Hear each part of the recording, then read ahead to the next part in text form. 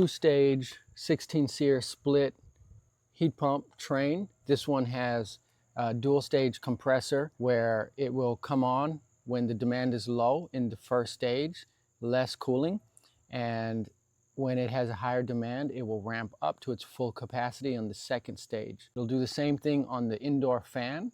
That variable speed motor will come on its first stage when the demand is lower and its next stage when the demand is higher. And this is one of the reasons why these two-stage 16-SEER units bring the electric bill down a lot, because it doesn't just come on full blast like most ACs. They just come on, and when it cools down, they turn off. Full blast, off, full blast, off.